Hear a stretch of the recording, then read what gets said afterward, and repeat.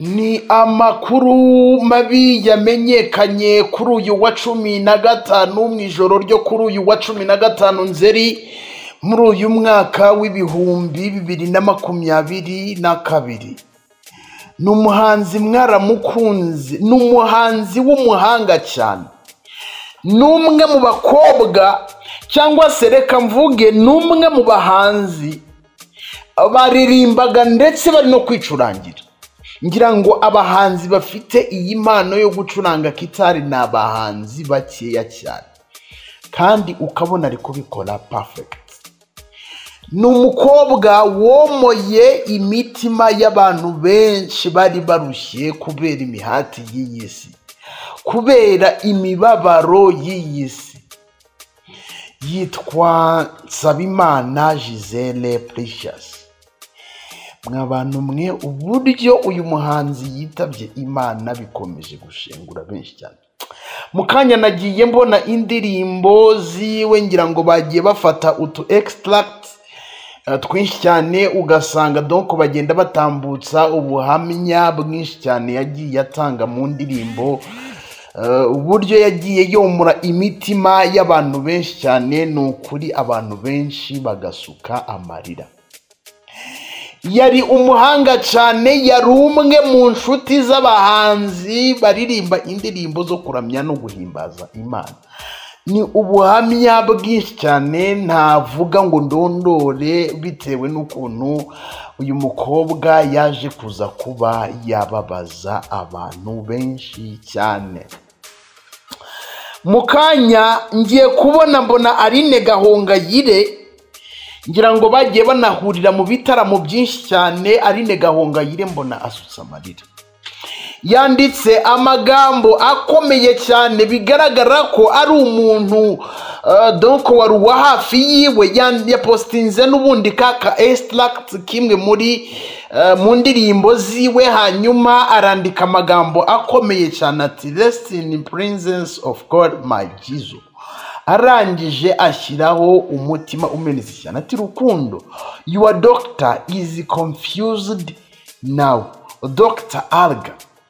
Aline Gahongayire muzi ko ari umwe mu bantu donc ari abantu bafite ama depression, ari abantu baba bakeneye kugirwa inama z'ubuzima. Mu by'ukuri ibyo navuga ko Aline Gahongayire ari umwe mu bantu ufasha abo bantu. Ngira ngo mwagiye mubona ubuhamya bwinshi cyane, donc bagiye bavuga bati Aline Gahongayire yaradufashije, Aline Gahongayire ni umuntu mwiza, Aline Gahongayire yitwa Dr. Aline Gahongayire. Ati your doctor is confused now.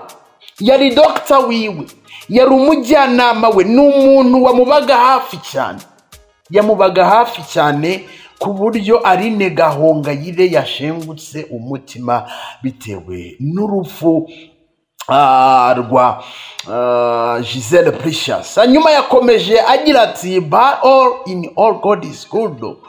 Ati yagukunze kuturusha. Ni nkaho yavuze ngo mu by'ukuri mu bibi no mu byiza twe duhora dushima. Ati kandi mu by'ukuri rwose Imana mu bibi cyangwa se byiza ihora yitwa Imana. Ati kandi hari umugambi buriya mu by'ukuri yari gufiteho, niyo mpamvu yagukunze kuturusha.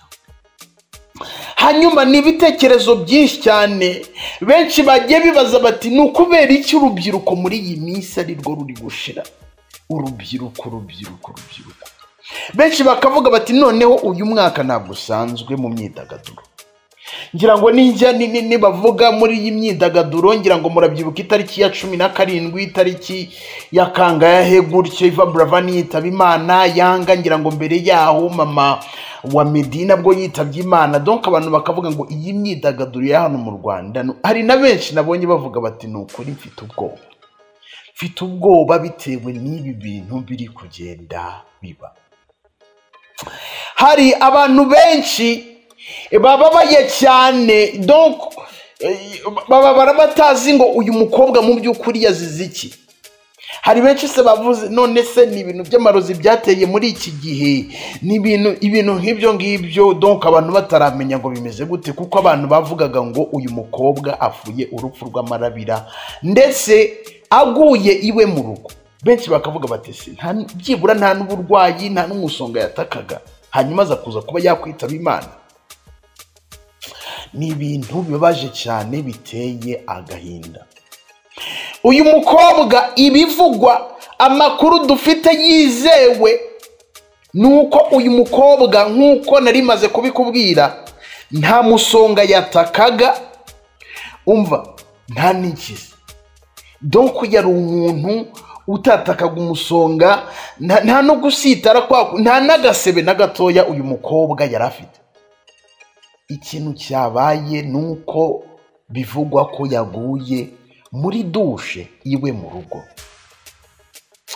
Mbere yuko uyu mukobwa yitaba Imana, bamwe mu bantu babonanye nawe, bamwe mu bantu donc bagenda bababara cyane bitewe n'ukuntu uyu mukobwa yitabye Imana, bivugwa ko yaragiye koga agiye muri gahunda ziwe zisanzwe za buri munsi. Bivugwa ko yaragiye muri gahunda ziwe za buri munsi, hanyuma agenda hanyuma arangije ageze muri dushe. Ngira ngo kuba umuntu yagwa muri dushe, izi mfu musanzwe muzumva ko umuntu yagera muri dushe ibintu bigahita birangira, akanyerera agakubita umutwe hasi bigahita birangira. Nk'abantu mwe ni ibintu biteye agahinda, ibintu ubona ko biri gukomeza kubabaza abantu benshi cyane abantu mu by'ukuri bavuganaga n'uyu mukobwa mbere yuko yitaba Imana. Urumva yari muzima rwose, nta kibazo afite, nta musonga nta burwayi, nuko yaje kuza kuba yagwa muri dushe hanyuma ibye bihita birangira. Gusa abantu yavuganaga nabo donc yarafite gahunda, agiye muri gahunda ziwe zisanzwe za buri munsi zo gushakishiriza urugo, donc zo guhiga nkuko abantu muri iyi minsi basanzwe babivuga, aho ubaza umuntu akavuga ati se ugiye hehe, ati ngiye guhiga. Ni ibintu ubona ko biri gukomeza kubabaza abantu benshi cyane bitewe n'ukuntu uyu mukobwa yitabye Imana. Yitabye Imana asize umwana we ku buriri. N'abantu mwe birarenze, biteye agahinda. Yitabye Imana asize uruhinja, nta nubwo rwakuzuza ukwezi arwibarutse, kuko yibarutse mu matariki, ngira ngo itariki uyu mukobwa yari yibarukiyeho, ngira ngo yibarutse ku itariki ya 28 Kanama muri uyu mwaka w'2022. Ni mu gihe yakoze ubukwe mu kwezi kwa 12 mu mwaka washize. Urumva ko noneho kubana n'umugabo we nta n'umwaka wari urimo. Yirwa ngo babe bakwiziza bati happy wedding anniversary. Mw'abantu mwe birarenze. Yitabye Imana asize uruhinja rwe mu cyumba ku buriri. Hanyuma ageze muri dushe, ubwo uruhinja rwe niba rwamurebaga, ubwo nibwo bwa nyuma uruhinja rwe rwamubonye, ndetse iyo nshuro ni nayo ya nyuma uyu mukobwa yarebye uruhinja rwe.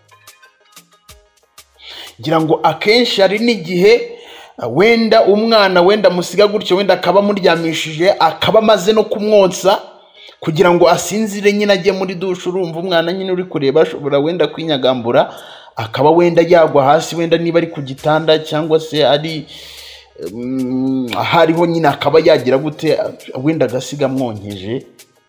Hanyuma ni ibintu bigoye cyane kubyakira, ni ibintu bikomeye cyane uburyo GISELE PRECIOUS yitabye Imana, ndetse n'ibyo yakoze mbere yuko ajya muri dushe, anariyo dushe yaguyemo. Umwana we amaze kumuryamisha, umwana we amukinisha. Urumva ikibondo kitaramara n'ukwezi, aba ari umwana mutoya cyane. Ni ibintu by'umwihariko inkuru ubona ko iri gukomeza kubabaza ababyeyi, aho benshi bari kuvuga bati mu by'ukuri umugabo wa GISELE azabwira umwana ngo mama we yitabye Imana gute? Ko ari ibintu bibabaje cyane. Umwana amarira azarira, birababaje cyane ndetse kubyakira.